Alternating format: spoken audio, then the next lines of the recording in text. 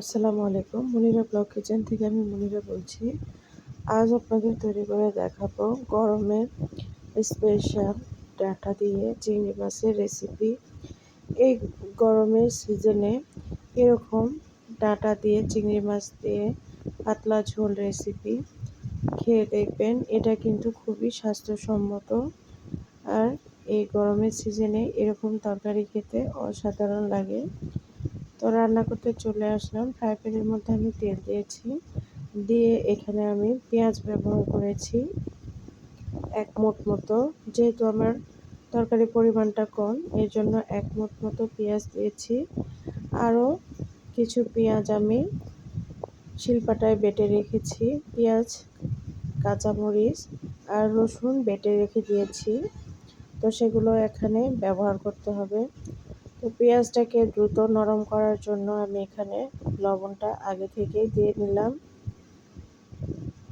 আপনারা চাইলে লবণটা পরেও দিতে পারেন, তবে আমি পেঁয়াজটাকে দ্রুত সফট করার জন্য লবণটা ব্যবহার করলাম। তো এই যে সেই পেঁয়াজ, কাঁচামরিচ আর রসুন বাটাটা দিয়ে দিলাম। এখন দিয়ে এগুলোকে তেলের মধ্যে ফ্রাই করে নিতে হবে। যেহেতু রসুন দেওয়া আছে, পেঁয়াজটাও দেওয়া আছে, কাঁচা পেঁয়াজ, এর জন্য ভালো করে একটু নেড়েচেড়ে নিলাম কিছু সময়। এরপরে আগে থেকে পরিষ্কার করে কেটে ধুয়ে রাখা চিংড়িগুলো এখানে দিয়ে দিলাম। এখানে ছোট সাইজের চিংড়ি ব্যবহার করেছি।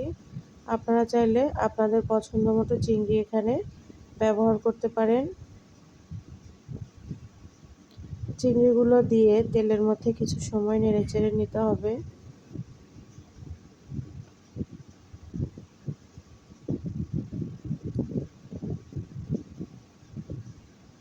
এখন আমি এখানে একটা মশলা পানি দিয়ে গুলিয়ে রেখেছিলাম। এখানে 1 চামচ হলুদ, 1 চামচ মরিচের গুঁড়া, 1 চামচ ধনিয়ার গুঁড়া আর 1 চামচ জিরার গুঁড়া আমি পানিতে ভিজিয়ে রেখেছিলাম, সেগুলো দিয়ে দিলাম পানি সহ। এখন মশলাটার সঙ্গে চিংড়ি মাছগুলোকে ভালো করে নেড়েচেড়ে কষিয়ে নিতে হবে। আমি কিন্তু চিংড়িটা আলাদা করে ফ্রাই করিনি। এভাবে ফ্রাই করে নিলেই তরকারির টেস্টটা ভালো লাগে খেতে। এখন সে আগে থেকে কেটে রাখা ডাঁটা আর আলুগুলো দিয়ে দিলাম। ডাঁটা তো আমরা সবাই চিনি। তো এই ডাঁটাগুলো আমি ভালো করে উপরের আঁশগুলো উঠিয়ে এভাবে কেটে নিয়েছিলাম। নিয়ে এখন তরকারিগুলোকে ভালো করে নেড়েচেড়ে নিতে হবে।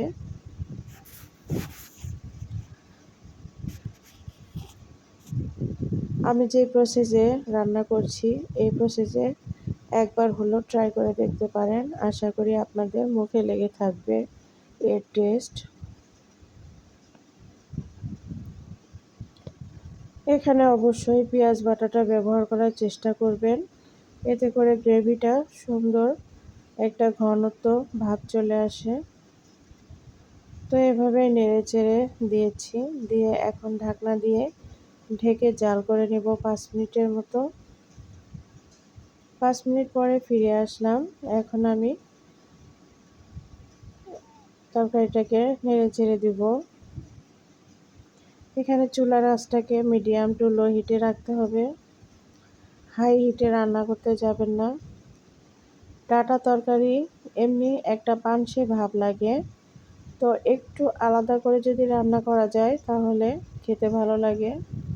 অবশ্যই পানি দেওয়ার আগে এভাবে কিছু সময় কষিয়ে নেবেন পানি ছাড়াই।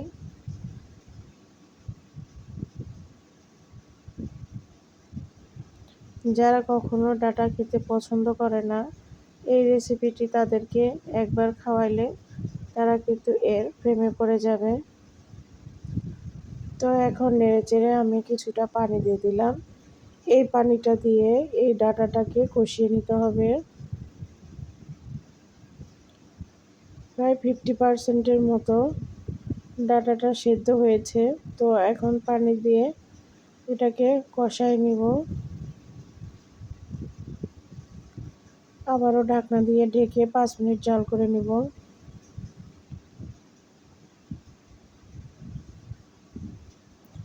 5 মিনিট পরে ফিরে আসলাম।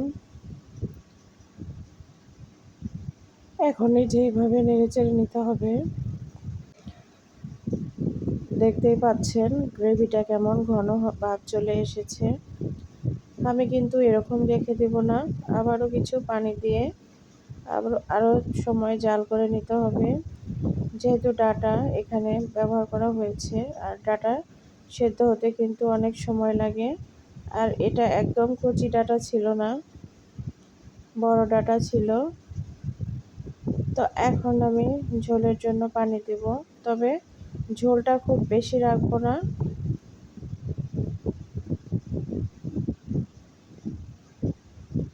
তো পানি দিয়ে নেড়ে চেড়ে আবারও ঢাকনা দিয়ে ঢেকে রাখতে হবে।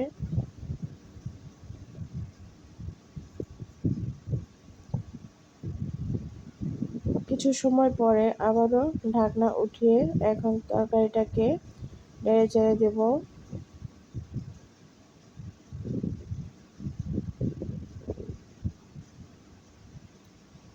ডাঁটাটা একদম পুরোপুরি সেদ্ধ হয়ে গিয়েছে।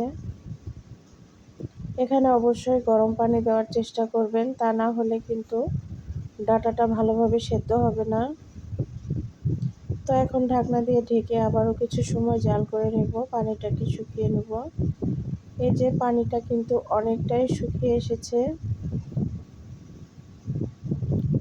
এটা জাল করার পরে পানিটা আরও টেনে নেবে।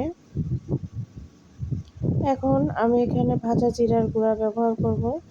আপনারা চাইলে পেঁয়াজ আর জিরা ভেজে নিয়ে সেটা শিলপাটায় বেটে তারপরে এখানে ব্যবহার করতে পারেন।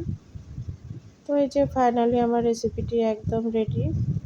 এই যে দেখুন, একদম অনেক বেশি ঝোল নেই, তবে এরকম ঝোল থাকলে খেতে ভালো লাগবে।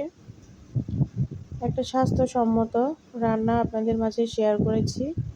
কেমন হয়েছে অবশ্যই কমেন্ট করে জানাতে ভুলবেন না। ভালো থাকবেন। এতক্ষণ যারা আমার সঙ্গে ছিলেন সবাইকে অসংখ্য ধন্যবাদ। ভুল ত্রুটি হলে ক্ষমা সুন্দর দৃষ্টিতে দেখবেন। আল্লাহ হাফেজ।